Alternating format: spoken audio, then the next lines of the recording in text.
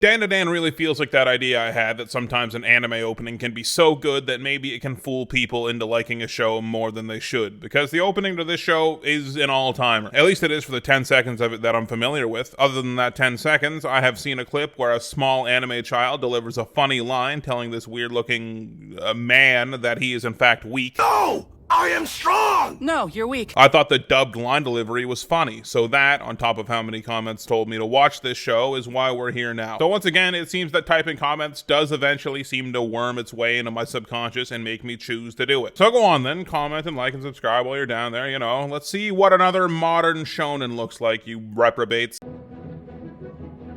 Yeah, I like a lot of it. Some of it, yeah, it's not quite my tempo, but a lot of it I like. I think the biggest compliment I can give to the show is that it's a really easy, really fun watch, which if you've been keeping up with my videos, you're aware that I called solo leveling an easy watch at some point, and I've used that as a pejorative, but thankfully this show does a lot of things quite differently to solo leveling that makes the easiness of the watch feel fun rather than just mind-numbing. It doesn't really hurt that the crux of the show is centering around aliens and cryptids. Finally, a character that I can sympathize with. Finally, an enormous nerd loser who thinks about Bigfoot and aliens all day. Could you imagine my reaction when I learned there was finally a cool anime main character? I've been waiting my whole life for this, and then he gets to be involved with a super cute, super animated, super assertive girl who it turns out is into all the same stuff he is? Okay, now we're getting into the realm of fantasy, but it's anime. That's what we're here for. Really though, the setup did hook me. A little how the sausage is made on my process for these videos. I usually watch a 12 to 13 episode run over the course of 2 days, 6 or 7 episodes a day. But this time I was bored the day before I was planned to start watching it, so I said, I'll watch a couple now, lighten up the time commitment for the next 2 days. So I watched 2 episodes a day early, and I couldn't help but think to myself, damn, those were a lot of fun and pretty good. I kept thinking through the day, I want to watch more of that show today, which is very rare for me in making these videos. And I will admit, after watching more the next day, my excitement for the show wasn't exactly as high as it was. I did accidentally end up watching 6 rather than the 5 I'd whittled the split down to without even realizing I was doing it though, so clearly the show still had its claws in me. I want to preface the rest of the video with this, since this seems to be really high praise, especially if you know me. The first season of this show definitely has not made this one of my favorite shows, but like I said, I do think it's a lot of fun. I didn't expect it to be a romance going into it. Would you call this a romance? It surely has romantical elements to it, that can't be disputed, but would you call it a straight up romance? Okarun, by the way, another one of these animes where I don't know what to call the main characters. Do I call him Okarun or Ken? Do I call her Momo or Ayase? Anyway, Okarun is played to be your classic giant quivering loser that anime loves to do. Is there a term for this trope in anime? There surely has to be. It's so prevalent. Maybe I should come up with my own term, considering I just stack 3 adjectives in front of the word loser whenever this kind of character shows up. So Okarun is that loser, but he's not uninteresting. He's the perfect bullying target, but he's also very willing to throw his arms up in outrage or displeasure if something he likes is questioned or something bad happens to something he cares about. So he's immediately not just one thing. Sure, he's passive and awkward, but he's also passionate and has a weird obsession with the occult. Momo, on the other hand, is obviously the other half of the coin to the opposites attract idea. She's expressive and self-confident, has a lot of friends, and is popular, stands out in the crowd rather than blending in. So when these two get together for their first little foray into the weirdness that this show throws at them, it's a very fun little dynamic they have of Okarun finally being able to come out of his shell about a topic he's very interested in with someone, and Momo being the one on the back foot, being more out of her comfort zone than Ken is. It shouldn't strike me as surprising, really, that this dynamic does turn into a romantic one. The trope of an attractive anime girl taking an interest in an irredeemable anime nerd boy is one that I've noticed in the few anime I've watched before this, and this anecdotal experience surely means that anime as a genre is rife with this usually infuriating cliche. But this show thankfully does it a lot differently than I've seen it done before. Because usually the trope goes like this. Usually, needlessly cute / hot anime woman is into just completely fucking plank of wood, no interesting qualities anime boy for no discernible reason, because anime boy doesn't have any interesting or attractive qualities. And that's usually because the author wants the reader to project themselves onto this useless blank slate individual for 2 reasons. 1, because the character is so bland that nearly anyone could look at them and see a little bit of themselves in them. And 2, the character is so bland and such a non-entity to women, so lacking in any traits a girl would look for, that a lot of the boys reading the story can really project themselves onto him and live the fantasy of this really cool girl being into them through the character. It's pretty insulting when you think about it, and I hate that trope for obvious reasons. Okarun Okarun, thankfully, has enough character of his own, to my eye at least, that removes him from that pathetic lot and launches him into the exalted stardom of actual character. And Ayase, being the more confident of the two, the opposite end of that trope, the girl that is usually the coolest person ever, obviously has no struggles in being an actual character herself. If you are going to call this a romance, which I'm sure most people do, I don't think you could call it a very inspired one. Don't get me wrong, the dynamic is cute and all, even my dead old black heart can crack a smile once in a while with the awkwardness and the blushing and what have you. But in reality, the romance doesn't seem much more than pretty paint-by-numbers stuff. I don't interact with romance media much in the first place. I don't think I've ever interacted with a romance anime, but I still know the things that are done and are popular. Characters that are so obviously into each other but won't say anything. They think about each other constantly. They're jealous when another guy or girl is involved with the other at all. There are accidental moments of physicality between them that neither were intending, but whoops, and afterward they think back on that moment like, oh my god. Sure, it's not something that everyone hasn't seen before, but the way the show does stuff, it just keeps everything feeling really fun. Every scene, whether it's about a cute scenario where our characters are definitely way into each other, or a scene where they're using their superpowers to fight ghosts or aliens, the show is just so its own vibe. It knows what it is. No scene is ever mundane. There's always something emotionally or physically interesting happening. If this show was pink, it would be magenta. But anime also does that sort of shit all the time, where some crazy over-the-top shit happens constantly, and that turns me off right away. There's just something in the nebulous writing and animation to this show, something that gets it so right that it usually doesn't quite get over that line of annoying anime shit. It stays just where I want it, and that actually manages to probably push the line further for what I am willing to put up with. If anyone calls me a shipper, they haven't watched my videos, they'd be a liar. Rather than fantasizing about two characters getting together, I usually have more fun looking at what the story is doing with the characters that it's actually going to put together, looking at their actual on-screen or on-page relationship and thinking about it and seeing how it evolves. But I found myself thinking, on this rare occasion, that yeah, obviously Okarun and Momo are into each other, but I would really like it if they did actually admit their feelings for one another sooner rather than later and actually got into a relationship. That's weird for me, but I also know what these shows like doing. A lot of the fun is the will they, won't they, the oh, Ayase's jealous in this episode and Okarun's jealous in this episode, so I don't imagine they will get together, and if they do, it won't be for a while. Because it is fun, and it doesn't feel like the well is dry on interactions like that at all. Stuff like that doesn't feel stale yet. Okarun, I really wasn't expecting him to be as animated as he is, but I suppose that was the way of the show of teaching me that most characters will be pretty normal, but have explosive moments of anime-ness, which is something, like I mentioned, I would tend to not like. The over-the-top expressionism of anime usually turns me off of the shows, but maybe I've only ever seen anime do it poorly, or when it's written to be only annoying. There are still times in the show where it can get a bit grating with how over the top it is, but I found myself thinking most of the time when there is a crazy visual gag or a character flipping out, mostly it was at least a bit funny. And then there were times in the show where I thought it was just actually pretty funny, and anime almost never does that for me. Now that I've handed the show its praise on that front though, I have to mention it's not all funny. The show is pretty immature more often than it's not, and weirdly it's made me sort of look inward on some things. I'm not a huge fan of immature humor usually, not to say that I'm a cerebral comedian myself, but the really obvious childish stuff doesn't really ever do anything for me, and I must admit in this show it still doesn't. But then I found myself thinking that I also didn't mind it so much, certainly not as much as I would in probably any other show, so I had to think why.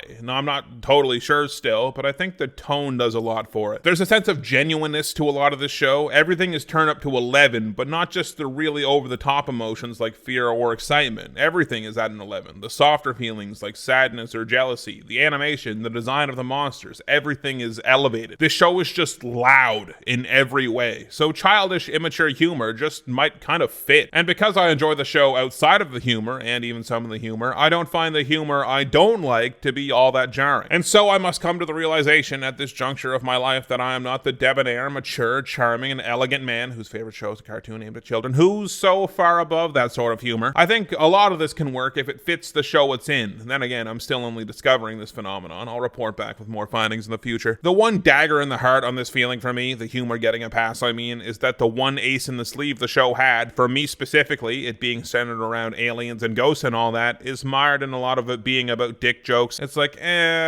here, look at this part of my notes. I want the aliens to come back, the ghosts were cool and whatever, but I just wanted to see more aliens. But then when they came back, literally as I was typing that, I just realized there was going to be more banana removal jokes, and I was like, oh, never mind. But like, fuck, man, it's so sick. When Okarun was like, that's a Flatwoods monster, I was like, oh shit, that is a Flatwoods monster. you know, because of the hood. And in that story, the people said there was like this noxious gas or smell or whatever it had. I was like, so true, Okarun, so true, brother. And I assume a lot of the ghost stories, like Turbo Granny and the Lady in Red, we'll touch on her in a second here, I have to assume they're based on like actual local Japanese ghost stories, right? That's so cool. And Nessie gets a shout out, even though they just kind of call an alien a Nessie, like a dad in the 2000s would call any video game console a Nintendo, but whatever. The next time on segment even taught me a new term. UMAs is a Japanese term for unidentified mysterious animals.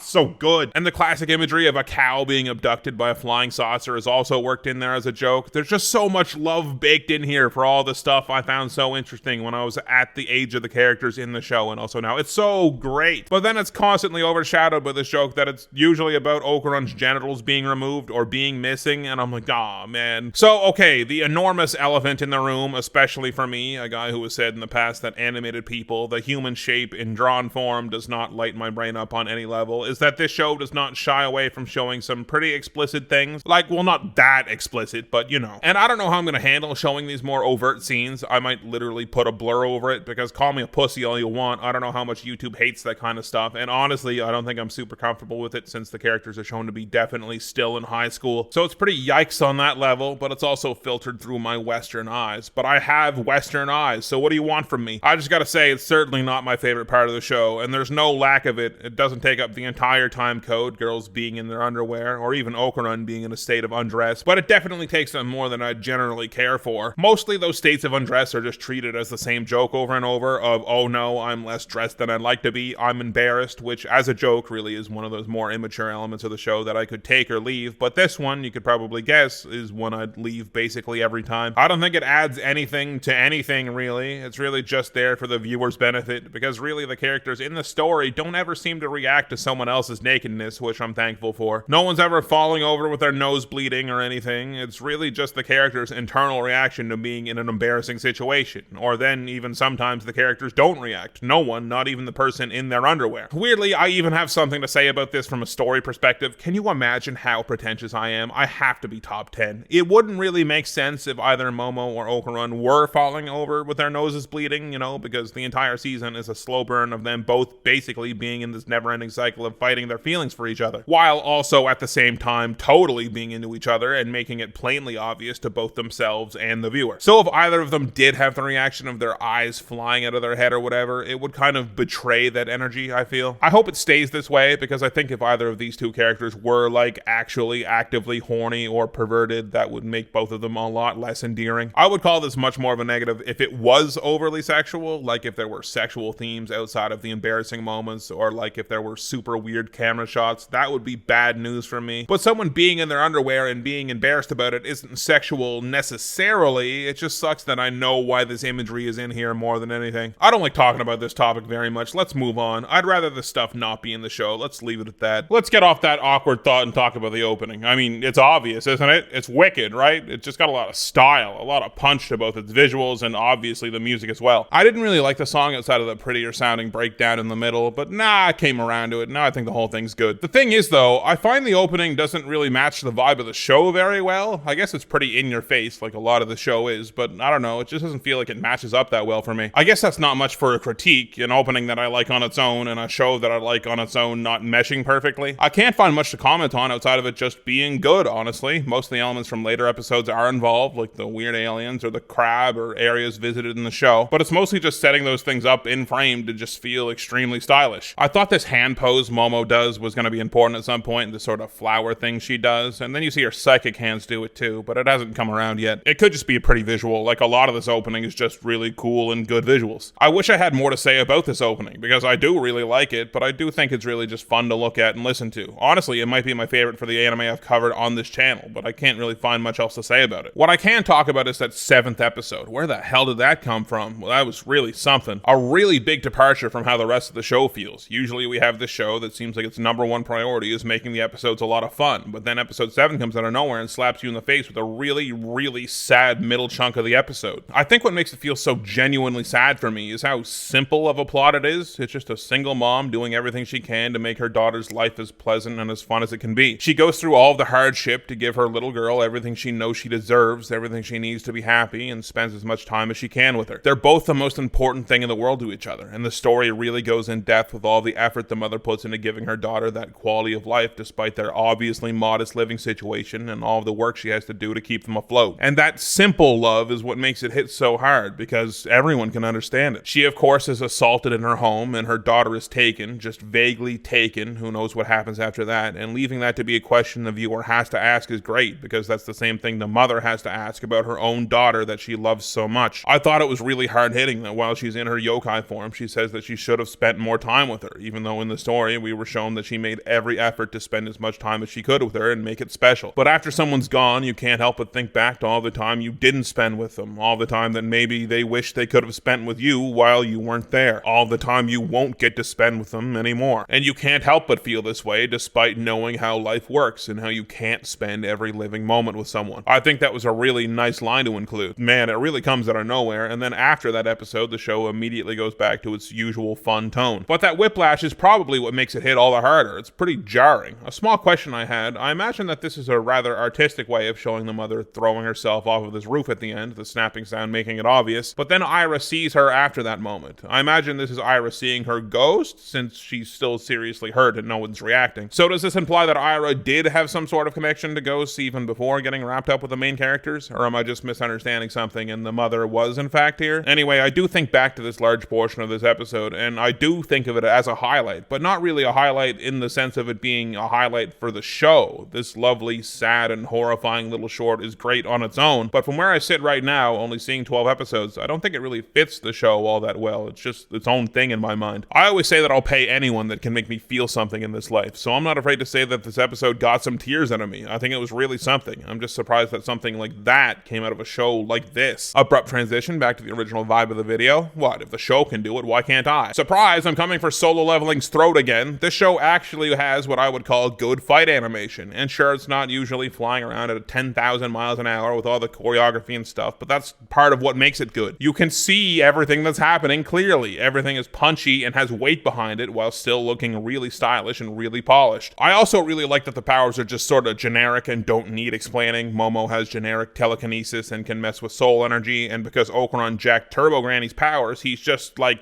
pretty really fast. Like, not arbitrarily fast like anime loves to make its characters, just like pretty really fast. The William Tell Overture thing really didn't hit for me the first time they did it. I thought somehow it started playing through an ad or something on another tab when I first heard it. It was alright, but I didn't find it really fit the scene all that well. Now, the second time they played it, I actually thought it was really funny, but I think that was mostly on the level of I cannot believe they're doing it again. Are they making it the Okuran is in a chase scene theme? The idea on paper is very funny. I just don't know. I think it's a really weird choice. Did you cut it out? Okuran's on our side! He's the guy with the glasses! For real? I'm also a big fan of the subtle detail that a flying headbutt slash spear maneuver is Okuran's go-to move because he doesn't know how to properly throw a punch, which makes it really weird that they made the ending shot of the opening him very confidently and angrily throwing a punch, but I guess him crashing into the screen wouldn't have worked as well. Okuran not being competent in a fight actually makes a lot of the action scenes play out a lot more like a game of tag rather than an actual fight, which I think is a lovely little departure from your standard anime fight system. Most of the time the fights boil down to characters being hopelessly outgunned because of their inexperience and having to run away and freestyle a solution off the top of their heads. I'm sure the show will evolve into Okuran and Momo and Ira all being more competent, but for now, I'm totally down to the confusion and scrambling idea behind the action scenes. Speaking of Ira, let's knock out some thoughts on the secondary characters before we wrap this up. Ira, I think, is a good pressure for Momo from a story perspective. Yeah, it's kind of obvious that she's playing the role of the other girl that makes the main girl jealous to color her feelings for the main guy in a different light, make her feelings for him all the more obvious through her envy of another woman. It's not like it hasn't been done before, but I still think it's done pretty well. Ira's main joke of thinking she's above it all in both her mission from God and being better than everyone else in a social setting, and then being dragged down in a sense to the level of Momo and Okuran is fun, and she doesn't sell Momo out after that extremely embarrassing situation they all found themselves in, so you know she isn't just this conniving little schemer. I don't think she's all that great of a character. I was honestly a bit surprised that she got powers, while at the same time being a bit unsurprised, because like if she's gonna be around, she's not gonna just be the one that's reacting to stuff, because our main characters characters are still so new to all of this that they're still the ones going, whoa, what, oh my god, to everything. It was surprising on the level of, I didn't really think she was going to be around that much more. I thought she sort of had her part in the show and then it would move on, but I guess not. She'll have a bigger role going forward and probably continue to make Momo jealous, I would imagine. I don't really like Momo's grandma. She's just pretty passive and nonchalant and dismissive. She doesn't really do much other than just be unimpressed, but I guess you need her in this sort of story because you need an adult figure. The main characters are kids, and because of the feel of the show, it wouldn't really do to have parents worrying about their kids all the time. That would kill the energy and fun times, so much so that Okarun's family just goes completely unmentioned. So I suppose she fills a role that needs filling, being that adult and explaining the stuff that needs explaining, but I just don't find her to be that much fun. I do like Momo's generic high school friends though, this pair of girls that just seem,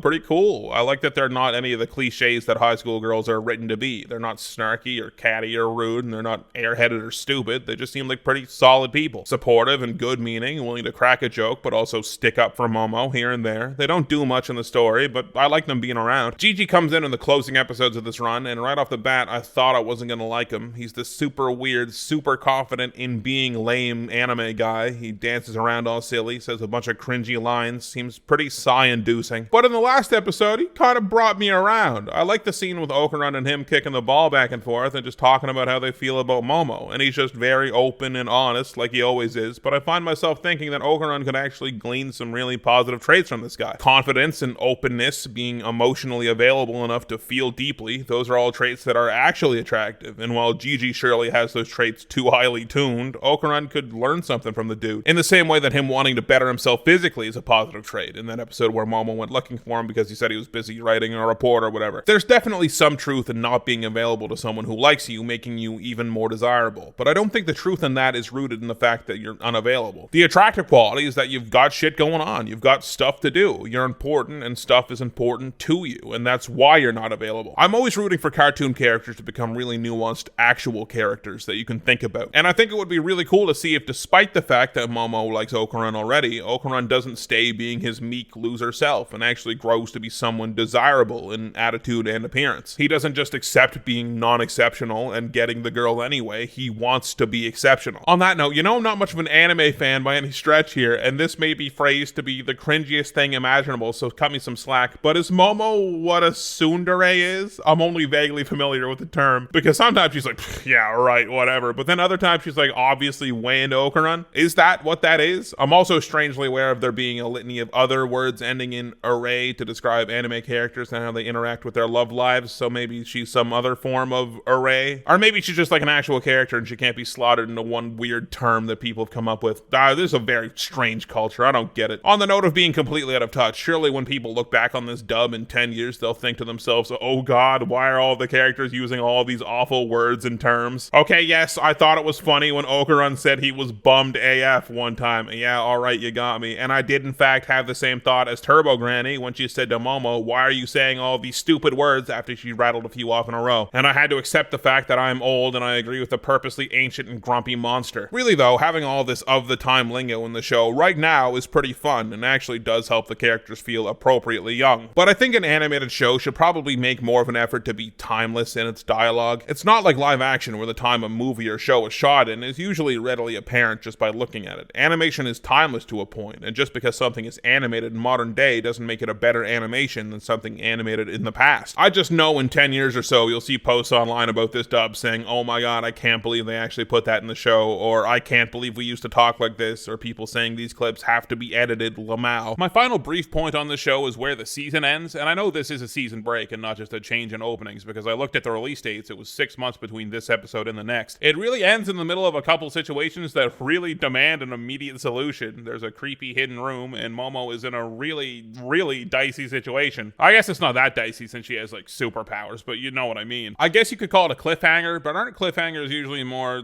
I don't know, like grand in scale, you know what I mean? A big question is asked. I guess the thought leads back to a question I have about the production of anime as a whole. I genuinely don't know this. This is an actual question, so if you know it, please let me know. So I know mostly animes get ordered or greenlit or whatever in 12 or 13 episode runs, but anime is also an adaptation process. So if there isn't any really big finale moment that would line up story-wise for the amount of time that 12 episodes cover, is this just sort of what you get? The end of a season that just feels like the end of any other episode? I'm sure the adaptation process tries to have the end of cores be big notes, but I'm also sure that sometimes that's just not feasible based on how the original story was told? It's an interesting question thinking about it. Okay, so DanDaDan actually really surprised me. I was taken aback at how much fun I actually had with it. Yeah, there's stuff I don't care for, there's elements that I think could be better, but do you review a water slide poorly because one of the turns early on wasn't sharp enough? Or do you just have fun on the water slide? I think a show's tone sort of frames the way that I review it. If I was reviewing something a lot more serious, like a Death Note or something, I'd probably be a lot more meticulous in my thinking about it and the conclusions I draw from the story and the characters. But with this, I just had a lot of fun, and I was about to write dumb fun here, but I didn't. It is dumb fun sometimes, sure, but there are really moments where the show can get some real human feeling across. The romance can be pretty cute, and the characters are all really endearing. The conflict and monsters and powers are all basically built for me, and though the characters aren't really anything anyone hasn't seen before, they're still pretty fun. And fun, no matter how many times you have it, doesn't get old. Fun's just fun. Patreon shoutouts. If you want to see a brand new video from me ahead of the YouTube release, you can support me on Patreon for just a few bucks. Link, as always, is in the description below the video. Biggest shoutouts of all go to my top patrons. Blanco, who I saw take down an attack helicopter by hurling a sledgehammer through the windshield from ground level. Liquor Cause I Know Her, who I saw win a marathon while dragging someone else running on a treadmill behind them. Potato Scream, who broke quarantine once, but it's okay because they had the disease that makes your eyes stay round past your 40s. This was back in like 575, so it really paid off since we started living longer. The Former Meaning of Life, who took the official title of Void Lord just because it sounded sick, but now they're always cursed to have that feeling of looking over a balcony or something. The 1AM Party, who taught a horse to run backwards. I'm pretty sure they can't do that, right? Like